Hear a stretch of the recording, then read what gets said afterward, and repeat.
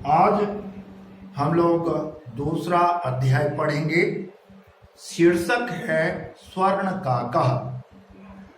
यह पाठ श्री पद्म शास्त्री द्वारा रचित विश्व कथा शतक नामक कथा ग्रंथ से कथा संग्रह से लिया गया है,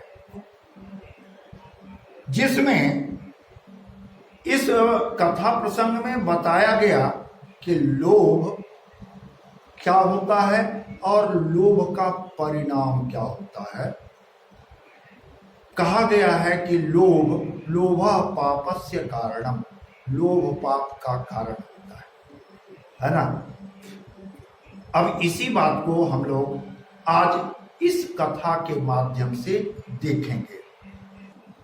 पुरा कस्मिंश्चित् ग्रामे एका निर्धना वृद्धा स्त्री न्यवसत्। पुराने समय में किसी गांव में एक निर्धन बूढ़ी स्त्री रहती थी। तस्याश्चैका दुहिता विनम्रा मनोहरा आसीत्। उसकी एक पुत्री विनम्र और सुंदर थी। एकदा माता स्थाल्यां तंडुलान् निक्षिप्य पुत्रीम आदिदेश। एक बार माता ने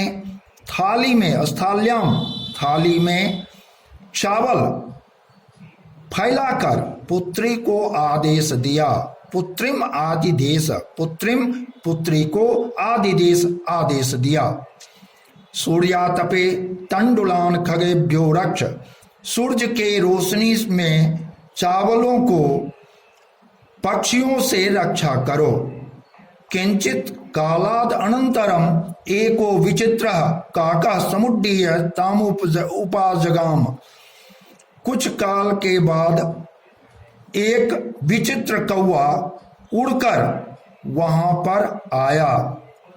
नैतादृश स्वर्ण पक्षो रजत चंचु स्वर्ण काकः तया पूर्वम दृष्टा। इस प्रकार का स्वर्ण पंख वाला और चांदी की चोंच वाला स्वर्ण काकः स्वर्ण कौवा, स्वर्णिम कौवा उसके द्वारा पहले नहीं देखा गया। तम तंडुलान खादंतम हसंतं च विलोक्य बालिका रोदितुम आरब्धा। उसको चावल खाते हुए और हंसते हुए देखकर बालिका रोने लगी।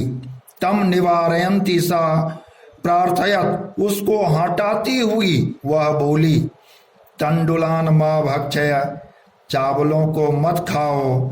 मदीया माता अतीव निर्धना वर्तते। मेरी माता बहुत गरीब है, बहुत निर्धन है। स्वर्ण पक्ष काका प्रोवात। सोने के पंख वाला कौवा बोला, माँ शुचः, शोक मत करो।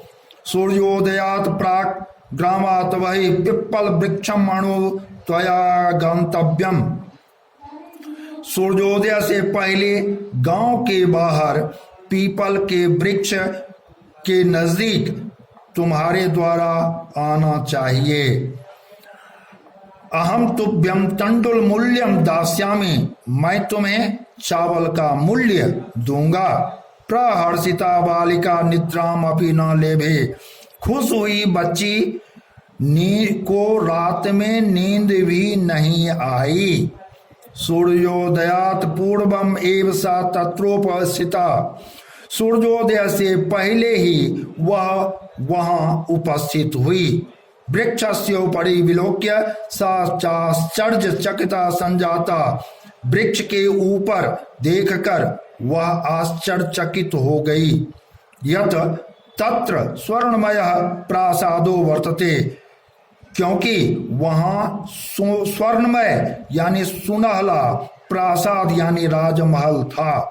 यदा काका सहित्वा प्रबुद्ध तदा तेन स्वर्ण गवाक्षात कथितम हंग हो बाले। जब कौवा सोकर प्रबुद्ध हुआ यानी जागा, तब उसके द्वारा सोने के खिड़की से कहा गया, अरे लड़की तुम आगता, तुम आ गई, तिष्ठ, ठहरो। अहम त्वत्कृते सोपानम अवतारयामि, मैं तुम्हारे लिए सोपान यानी सीढ़ी उतारता हूं। तत्कथय, तब कहो, स्वर्णमयम रजतमयम उत्तम ताम्रमयम वा, तब कहो कि सोने का सीढ़ी या चांदी का या फिर तांबे का सीढ़ी उतारूं। कन्या प्रावोचत, लड़की बोली, अहम निर्धन मातो दुहितास्मि, मैं तो गरीब माता की पुत्री हूँ। ताम्र सोपाने नैव आगमिष्यामि, तांबे के सीढ़ी से ही आ जाऊंगी। परम स्वर्ण सोपानेन सा स्वर्ण भवनम आससाद, लेकिन सोने के सीढ़ी से वह स्वर्ण भवन को प्राप्त हुई, यानी स्वर्ण भवन में गई। चिरकालम भवने चित्र विचित्र वस्तूनि सज्जितानि दृष्ट्वा सा विस्मयम गता। चिरकाल में भवन में चित्र विचित्र वस्तुओं को सज्जित देखकर वह आश्चर्यचकित हुई। श्रां ताम ताम विलोक्य काकः प्राह, उस थकी हुई लड़की को देखकर कौवा बोला, पूर्वम लघु प्रातरासः क्रियताम, पहले लघु प्रातरास यानी सुबह का जलपान करो। बद, बोलो, त्वम स्वर्णस्थाल्याम भोजनम करिष्यसि किम वा रजत स्थाल्याम उत ताम्रस्थाल्याम, बोलो, तुम सोने के थाली में भोजन करोगी या चांदी की थाली में या फिर तांबे की थाली में।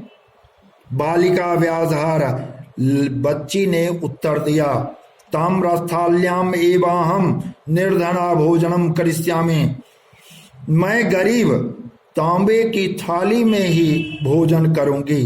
तदा सा कन्या चाश्चर्य चकिता संजाता, तब वह कन्या यानी लड़की आश्चर्यचकित हुई। यदा स्वर्ण काकेन स्वर्ण स्थाल्याम भोजनम परिवेशितम, जब स्वर्ण काक के द्वारा सोने के कौवे के द्वारा सोने की थाली में भोजन परोसा गया। नैतादृक् स्वादो भोजनम अद्यावधि बालिका खादितवती, उस बालिका ने आज तक अद्यावधि आज तक ऐसा स्वादिष्ट भोजन नहीं खाया था। काको ब्रुते, कौवा बोला, बालिके अहम इच्छामि यत्त्वं सर्वदा चात्रैव तिष्ठ, बालिके मैं चाहता हूं कि तुम हमेशा यहीं रहो। परम तब माता वर्तते चैकाकिनी, लेकिन तुम्हारी माता अकेली है। त्वं शीघ्रमेव स्वगृहं गच्छ, तुम शीघ्र ही अपने घर जाओ।